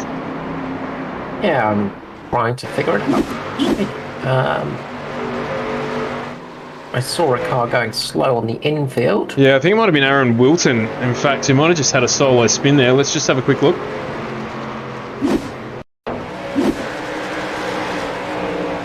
Or either that or just because of how slow he's going down on the infield there. Maybe triggered the caution. Another one of these mystery cautions from iRacing that it throws up from time to time. So, a little disappointing there. It doesn't look like there's anything that's caused it. He's just come cruising around. He got real slow down on the apron and didn't even duck into pit lane. So a nothing caution. But what it has meant is that absolutely every man and his dog has jumped into pit lane. Will we see Skirl up to another one of his little trick stops here? You see how close they all are entering pit lane. The 21 there, literally inside the 41 on the lead in. So entry into pit lane, really important here. And Josh Mickelmore has decided to just gas and go, so he is out. And he regains the lead of the race. Martin taking a full set. Same with Foster. Dyson doing the same. Who's that? Luke Trahair, if you don't mind. He has just done the double tyres. He's moved up into second position. A big strategy call there from Trahair as he gets up into second position now. And if there's one thing we know about Luke Trahair, it's that he manages tyres well. So this might play out in his favour. He has decided to roll the dice, take the 2 tyres like his mate Skirley did earlier on, and it's paying dividends for him as he moves up into second for the restart. Yeah, it's going to be an interesting little run. I was just looking at that Wilton incident. It just looked like he was getting out the way, just lifting off to let the field past because it's so compressed at the moment, and he just got a little bit too slow maybe, and that's what brought out the caution. So unfortunate, really. It's one of those just strange iRacing moments where it's just like, oh, no, we'll get a caution come out for you. So, could this be call of the year from Luke Trahair or from Josh Mickelmore? Mickelmore just taking a gas and go at the last stop. Of course, we'd only done half a dozen laps or so since the last caution. So the tyres will be warm on Mickelmore's truck, which should assist him on the restart against those that took fresh tyres. So it's going to be about managing the restart. And if there's one thing that Josh has shown throughout the season, and I've mentioned it half a dozen times tonight, and might as well mention it one more time, is how strong he's been on the restart. So this could be very, very interesting. Yeah, we'll see how he does on this restart. And yeah, it's going to be an interesting one here. And we'll just see how he goes. But Foster is sitting in a good position at the moment on those fresh tyres. Luke, of course, he's got those fresh outside tyres, those right side tyres. Those inside tyres will be a little bit worn and a little bit warmer, so he's got to be a bit careful when he drops the loud pedal. But I'm sure he will be thinking of that one. Yeah, this is going to be a interesting restart, and the battle is on. We're going to have a 26 lap, 27 lap melee now to the end of this season. This is going to get very spicy, I think, Stuart. Yeah, absolutely. A couple jumping into the chat there. RS14, I'm pretty sure that's Ed's brother saying Ed's looking good. Yes, he is indeed. No, Riley, there are no limit on the truck tyres. I think it's probably a matter of just keeping a warm set that's not very old. We haven't seen much of a difference here, but it is going to be Josh Mickelmore who drops the hammer early and gets away. Luke Trahair jogging on the spot a little bit, unfortunately, but he's going to close down and keep in second spot. Skirley's looking pacey as well. He's dropped down in front of Jason Martin in the background there. Trahair on the outside of Ed Foss. We've got 3 wide. Andrew Dyson, if you don't mind, decides to create his own lane and try and get things done, but he doesn't quite manage to hold it. No, he does indeed.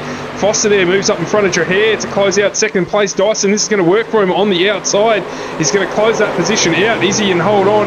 Move up into third. Oh, he gets real loose. Dyson with the drift. Keeps the boot into it. We love it. He gets it done. It's going to give Trahair the position potentially, just as he struggled with drive there, as Foster gets in the back of Mickelmore as well. So it's all on here at the end. Dyson in the back of Foster. I'm going to run out of breath and blow up a valve. Foster gets underneath Josh Mickelmore right here. They made a little bit of contact. Foster eased off there.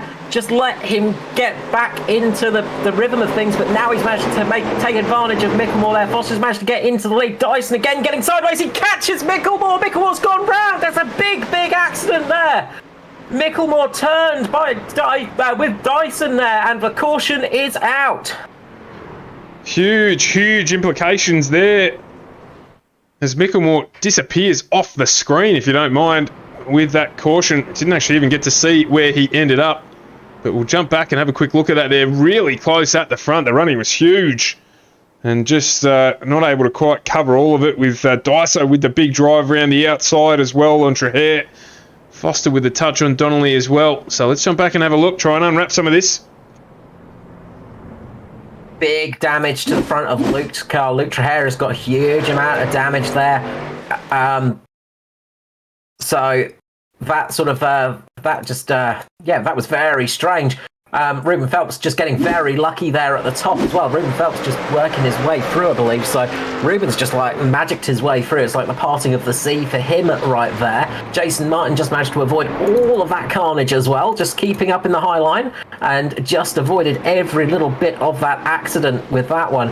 But just that contact with Dyson and Micklemore, and that is that for Micklemore. Unfortunately, a real shame. We saw a really strong race from Josh Micklemore tonight, and that just absolutely annihilated his car, sent it into a different realm, I think. Yeah, I'm just trying to establish what happened there. Did Daiso actually get up into Josh, or? Yeah, it's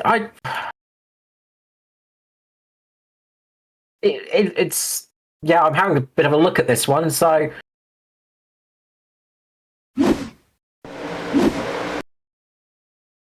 It kind of looks like Micklemore unfortunately got a little bit loose. I'm wondering if maybe Might just go back we'll go back a little bit earlier than that and just have a quick look. There's a bit of a packet loss issue, so I think there might be a bit of a server issue for well, because he didn't eject, he just disappeared off the screen. So yeah, it looks like maybe he suffered a dropout, and that's what's actually caused that to happen.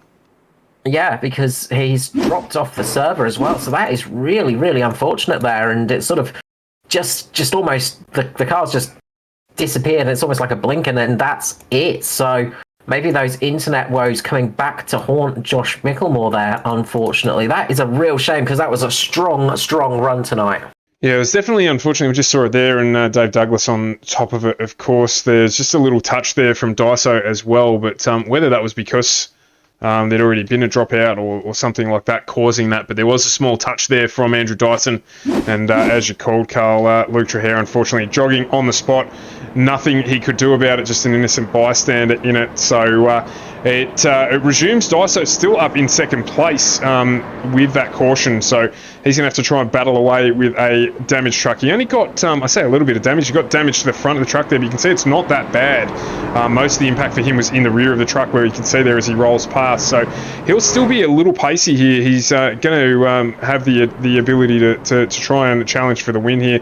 Ruben Phelps, as you say, managed to cut a path through there, as did Michael Skurlock. Jason Martin currently sitting in 5th. So championship-wise, this is playing out in Foster's favour. We've got 22 to go, and we'll be 21 to go as we get going, as Dave Douglas again just pointing out. So long as there's no motor damage, you should get away with it. Doesn't look like there is, so let's see what happens here on the restart. Yeah, back to the restart. Foster is going to be dropping it away. Dyson on the outside. You've got Skurlock there, and Ruben Phelps as well. He's working his way up there. Foster is just waiting. He's not dropping the hammer yet. Makes his move now. Gets a good start this time round for Foster. Jumps away from Dyson. Ruben Phelps is going to try and look down the inside of Dyson at the moment. Phelps is going to make the move. Skurlock on the outside there. Dyson just gets caught in the middle. 3 wide. Can't make it stick. It's going to be Phelps and Skurlock at the moment fighting, and I think it might be just Dyson just dropping down a little bit just because of the damage. So Dyson just dropping out of it. Unfortunately, I think his car is pretty much done for the night, sadly. But we've got a great battle on for second place at the moment. We've got Skurlock and Phelps fighting away. Phelps working his way from the backs for Skurlock there. Always fighting the Welsh fiddler, fiddling his way to the front once more and doing a great job of it. Oh, this battle is getting hot. Yeah, absolutely. There's plenty involved here. Kate Donnelly's got some pace. Matty Ray, 23 positions up, if you don't mind. He has got some pace with Stephen Williams. They're currently fighting for 6 and 7. You can see them in the background there, but there is plenty on here. Phelpsy all over the back of Michael Skurlock, trying to make things happen as 2 wide. Donnelly and Martin go through. Looks like Donnelly potentially going to get the move done here on Jason Martin. Not quite able to close it down. They chase down onto the low section. You can see Matty Raider in the background as well. So this pack's going to extend itself and going to get themselves up into the battle here for a podium position.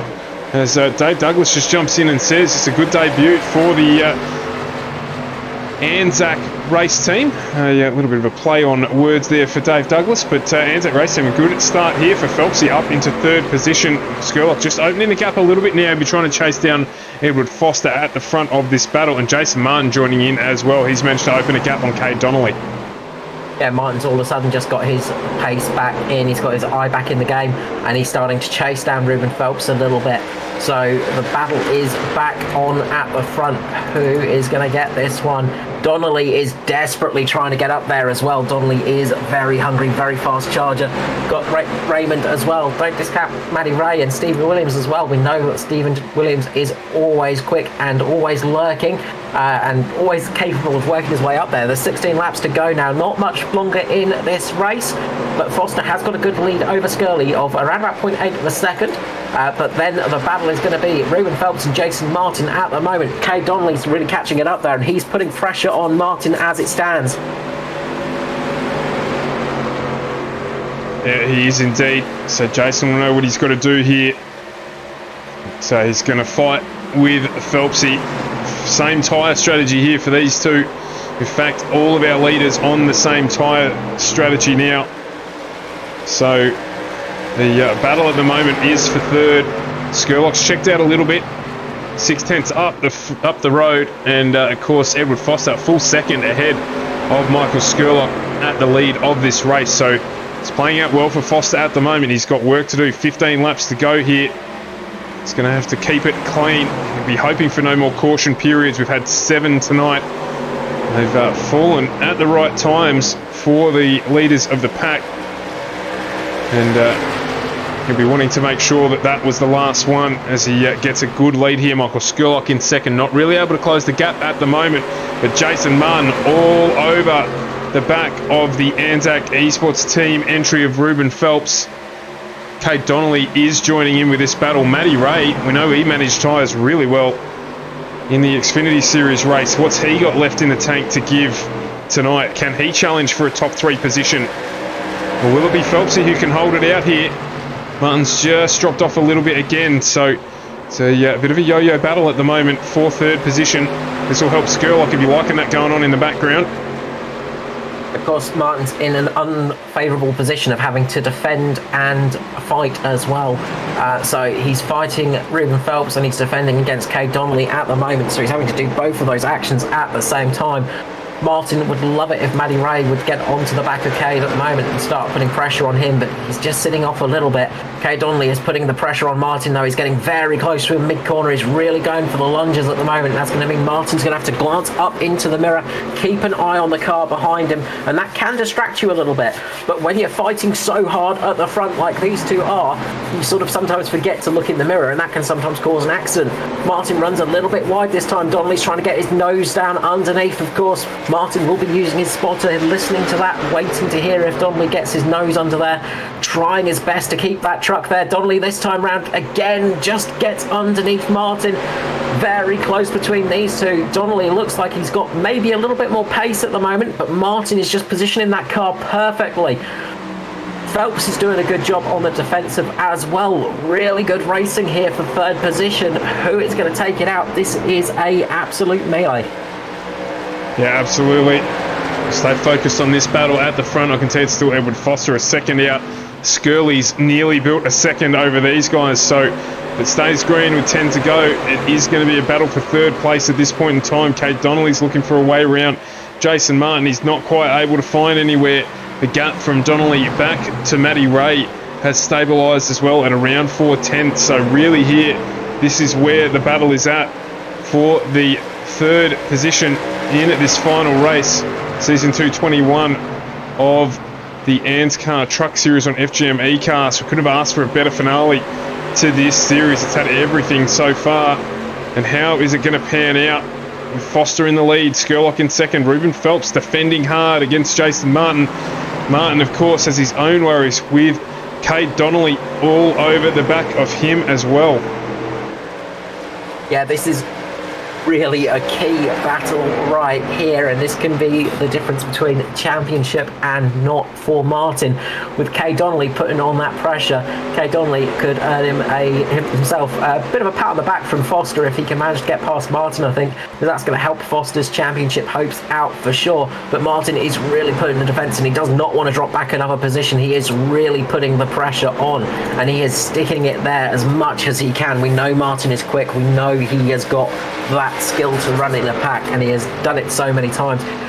Phelps, of course, one of the newer drivers to ANZCAR, he has been proving himself and improved himself so many times, and he has been one of those stars that's come up through the ranks.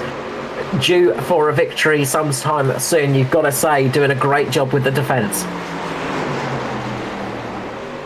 Yeah, absolutely. He's doing a brilliant job here. Jason Martin, one of the most experienced of the drivers in ANZCAR in this series, and in this car as well, or in the truck. He's a very, very experienced campaigner there. Oh, as Donnelly just checks up a little bit just to avoid. Looks like Martin just lost a little bit of drive there in the corner, and Donnelly did a good job just to check up and not end up in the tray of the 21 as the battle here rages on. We've got nearly 5 to go. It'll be 5 to go as Edward Foster crosses the start-finish line here. He's got 5 laps left to do everything he can to try and make sure he secures the championship. Jason Martin, our other contender, currently battling away. He wants to get up into third to do everything he can. So let's see how we go. This is so close and so critical. 4 laps to go right here. Foster has got a nice bit of a gap in front of Skirley. Skirley's got a nice bit of breathing room as well. Ruben Phelps is the fly in the ointment for Jason Martin at the moment. Donnelly is really pressuring Martin as well. Will Donnelly try for a last moment lunge? And he is looking like he's trying for it. He's desperate to get that position. There is racing throughout the field. These guys don't care about championships. They want to get positions. That's their race. They don't mind whoever becomes the champion is not their concern. They want to get a good finish to their season and a good finish to their race. 3 laps to go now. Ruben Phelps has got Martin all over the back of him. Donnelly's just dropped off a tiny bit here. Martin's got a little bit of a run on Phelps at the moment, but not quite enough. They are pretty much nose to tail. Yeah, absolutely. Looking for any which way he can to get around here, Jason Martin. He's just not able to find a way through. To jump on board here with Martin. He's just looking to see where he can go. He's going to try down the inside here. He's not quite got the exit that he needs as we've got 2 to go here. 2 to go. Who's going to get it done? A bit of a squiggle there from Phelpsy up in front of him. Didn't lead to much for him though. Not able to get it done. Kate Donnelly's jumped onto the back here. He's got a bit of a run on Martin down on the low line. We've got some lap traffic involved as well, just to make things a little more difficult for these guys. They do the right thing, stay high in the line, get out of the way. And that's got Donnelly on the run. Donnelly's got a good run here down underneath Jason Martin. We've got 1 lap to go here. Edward Foster's taken the white flag. It's the final lap. Can Donnelly get the move done here? He had a run on Martin's, closed him out. Not quite able to get the job done there. Martin retains it. That's opened up the door for Matty Ray, who's going to put pressure on Kate Donnelly here. This is not over at all. It is the final lap of the race. Who's going to take it out? Coming around the corner for the last time. He's going to see the checkered flag any moment now. So we'll jump on board with Foster for this one, but jump back to that battle soon. Phelps has managed to keep 3rd place there. Martin gets 4th. Donnelly in 5th. Matty Raymond 6th. Michael Skerlock 2nd, I should mention as well. 7th for Stevie Dubb. Nathan Clark finishes in 8th, Christopher Finley in 9th, and Brent Hobbs a fantastic 10th position, gaining 20 positions in that race. Biggest gainer though is Ruben Phelps, 25 positions in that race. Very good, strong result for him. What an unbelievable finish to this season. We're really not going to know who takes out the season here. But we figure with the drop round, there was some contention in the chat around the drop round and whether or not once the drop round's taken into account, if Foster might be in trouble. He's done everything he can here to make sure that it is the Atari Autosport 53 entry of Edward Foster that will be adorning the championship trophy. But there is the drop round to take into contention. And last time Ed was on the podium, he said that taking the drop round into account, he was nowhere near the top of the championship. So we'll have to wait and see. Jason Martin finished in 4th. The contender, unfortunately, Cade Donnelly not able to get the job done there, but a really strong finish in 5th. Michael Skurlock, that two-tyre strategy working really well for him, boosting him up into 2nd. So Foster, Skurlock and Phelps are your podium for this evening. We will have them into the broadcast booth in a few moments, so do stick around for that. In terms of sticking around, tomorrow night on FGM Cast, we do have the Ozpro Am Sim Series, and that is a wild card round, jumping into the Audi 90 Turbos and heading off to the Charlotte Roeville for a couple of sprint races there. So do tune in for that one. It's going to be one heck of a race, but we will drag the drivers in here and have a quick chat with them once they jump into the green room. Carl, moment of the night for you? Oh, that's a tricky one, in all honesty. I'm gonna have to think on that one, because there are a few very key moments out there. I'm gonna actually go with Foster's restarts when he got the lead, when he actually went for the lead there and had that little bit of shoving with Micklemore, but sort of fell back a little bit and then got back the position. So I'm going to go with that one, I reckon. Yeah, there's a few to look at. I'm just waiting on Michael Skurlock to jump in to the green room so we can bring them in. What a drive from Ruben Phelps on his race team debut as well, to get up into 3rd place, 25 positions for me. That's the drive of the night, obviously outside of our top 3 with Foster, Skurlock as well. So a really good run. The battle there at the end, what sort of a finish could we have hoped for other than the one that we got here at the end of Season 2 championship, as we'll just bring the drivers in now. And Matty Ray getting a good finish as well, getting up 23 positions. So we'll start off with the 3rd place man, Ruben Phelps. What a drive! What a few positions you gained there, mate.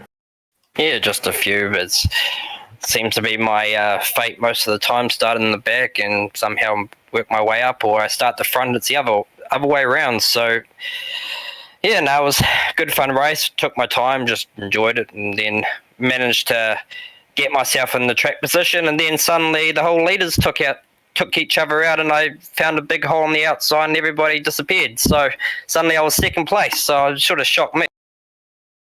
Yeah, it's almost like the seas parted for you there. Yeah, usually it's the other way around. Usually I end up involved in everything. Oh, look, sometimes we make our own luck, and you did some great overtakes tonight. You did some great jobs getting your way through the field. We saw you getting a couple of little punts here and there. The car wasn't exactly 100% clean there at the end, but it didn't seem to affect your speed very much. Yeah, I don't know if I had damage or not, because I definitely didn't hit anything during the whole race. So if there was damage, then I was oblivious to it. But the last 25 laps, it felt like I had lost my brakes, because I was having a really hard time getting into turn 1, and I was just pushing straight up and wasn't slowing down. So it was pretty hard to fight off for positions at the end, but obviously I managed to pay off anyway. So there was a bit of luck on that one.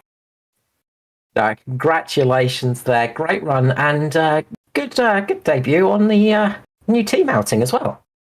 Yes, there's another wee new announcement coming up soon, when the next day or two, once we can make the change. But at the point, we're still building our new race cars, so the paint schemes and all sorts of stuff will be all ready to go soon.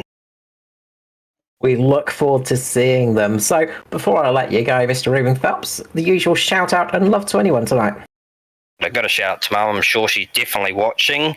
Shout out to Aiden for being a good teammate and being sitting with me as I've been painting my stuff up. So we've been pretty much cruising along for the last couple of days. Well, I don't know if it's about cruising along. One paint scheme took about 15 hours, so it's been a bit of a tired last few days, but no, it's been good. And obviously I'll shout out the team, but we'll make the announcement of the new name shortly. No worries. Thank you so much, Ruben. We look forward to seeing the new paint scheme soon. Have yourself a good night. Yeah, thanks, guys. Next up, we will jump up to the Welsh Dragon, working his way through the field with all of his might. Mr. Michael Skurlock, P2, congratulations. Thank you, sir. Thank you very much. It's good to have you back up here in the booth. Always a pleasure. How was that race from your point of view? Bit of a wait and see job, to be honest. I thought, normally Phoenix, I love Phoenix, but tonight everyone was pretty even. The truck was pretty good, so it wasn't too tight or too loose, which makes it hard when everyone can drive it. Obviously, everyone's faster, so it's harder to do stuff. But I was just wait and see, what happened, and then it all happened. And then I managed to limp into second, so, just take what you get, really. No, it was a good result from you. Obviously, you had a bit of a gamble with the two-tyre strategy. How did that one go for you? Did you feel it paid off a bit for you? Yeah, I think it would have been all right. If I had a bit longer, maybe, to sort of... I don't know, actually. I mean, I went from 10th, 13th or something like that into second, and then I think I dropped back to 5th, so... It worked to get me up a few spots, I guess. I don't reckon I might have been that far up if I didn't do it. And then another yellow came out and everyone went in. So, give fair credit to Josh. He stayed out there for ages on one set of tyres and was somehow still in the lead. And I don't know what he was doing, but it sort of showed me that tyres weren't everything, because if he could stay out for half the race and still be in the front, then obviously just changing my rights with barely worn lefts should be good, and it was all right. The car turned pretty good, but it's still a little bit slower. No, it worked out well in the end, you got to say. I mean, P2 is always...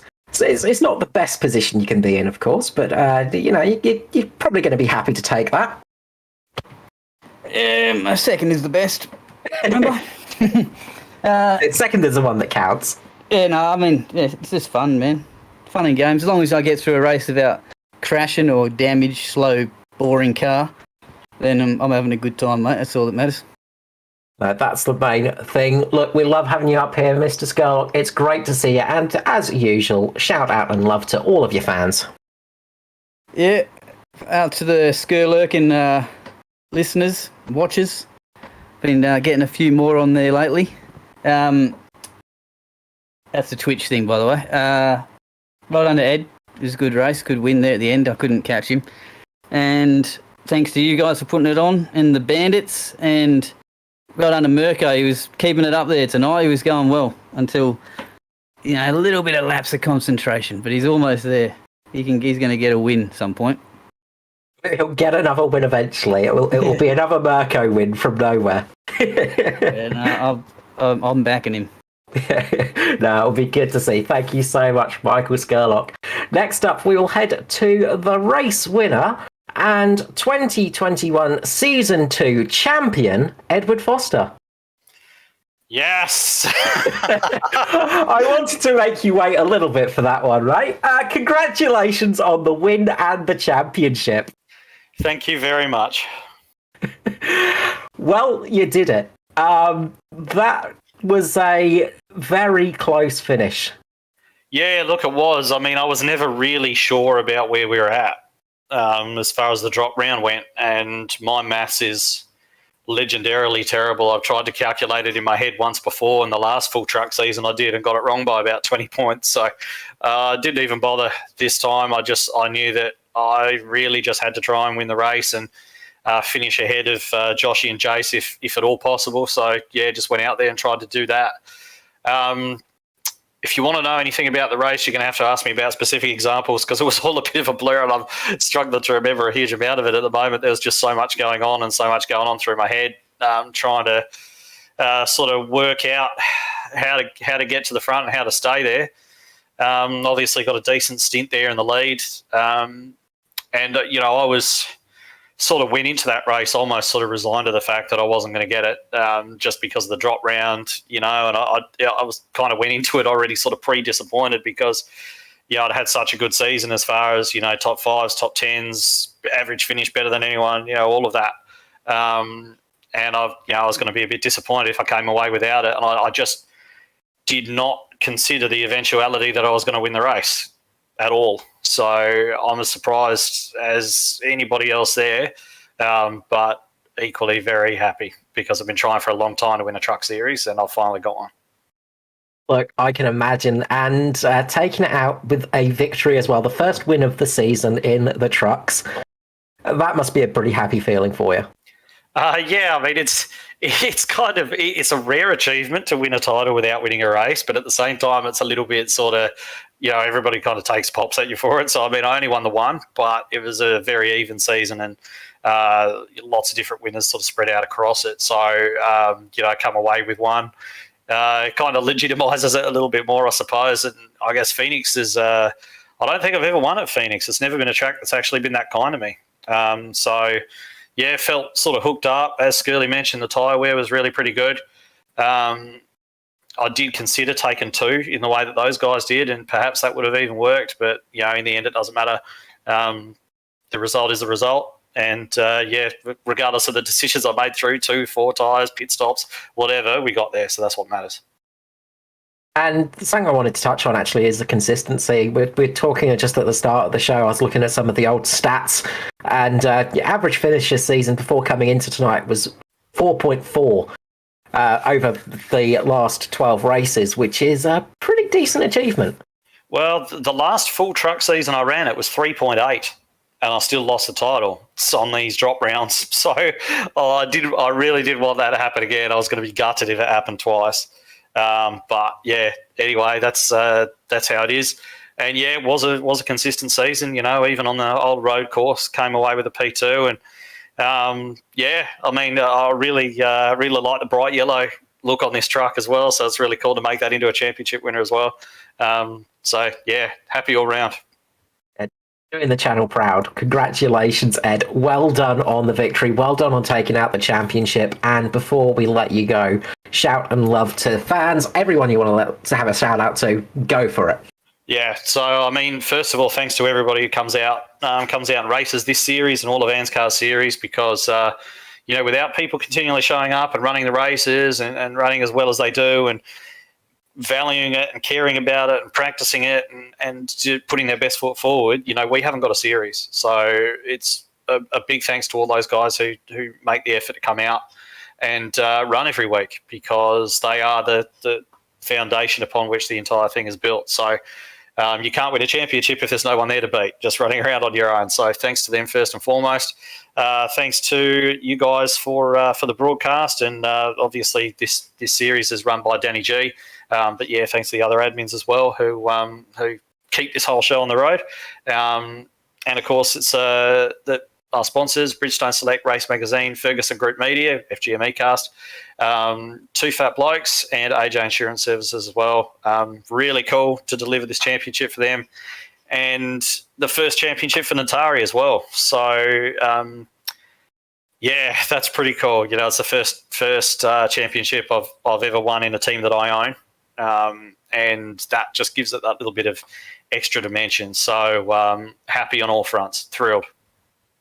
No, congratulations. A well-deserved victory. It's been a long time coming this season, getting the W next to your name, but absolutely well-deserved, and congratulations again on the championship.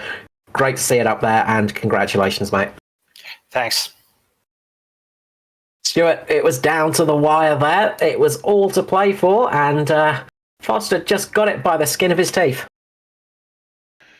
Yeah, well, I'm still just going back through all of the incidents throughout the race, remembering, of course, that huge drift from Andrew Dyson as well. There was the helicopter accident for Jackson Callow too, 7 cautions. So to get through cleanly there, a great drive for Ed Foster to take out the win, and from Skirley and Ruben Phelps as well. I'm very interested to see the debut of the team name and the liveries there as well for Phelpsy. So the guys there doing a great job, and it's been a fantastic season. There's been too much to happen during the season to remember any of the standouts themselves, but another successful season run and one. Obviously, echo the sentiments there of Ed in terms of the participation. You know, finishing out the season 35 strong on track. A really, really strong result, and credit to the series organisers who get all this stuff to happen.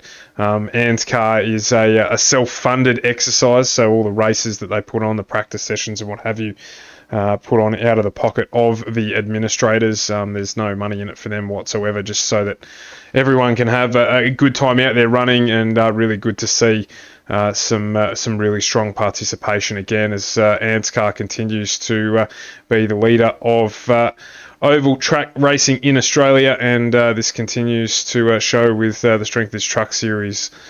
So well done to all involved. Of course, we're back with ANZCAR for the finale of the Thunder Series on Wednesday night. That is happening 7:45 here on FGM eCast as well. So that series down to the wire, just like this one as well. So don't want to miss out on the end of that one there, with Hobbo challenging for the title there. So there's a number of drivers who can take out the win there. So do tune in and have a look at that race as we crown another winner. That's the first winner for that series this season. Excitingly, we know that series is coming back with a break as well. Same as the truck series. We're back in a couple of weeks with the trucks. But next Monday night, we've got a special event, Carl. We do. That's what I thought you would say. So next Monday night, we have a special event coming up. And you know what as well, Ed, while you're in the booth here, might just let us know a little bit of the history behind this one.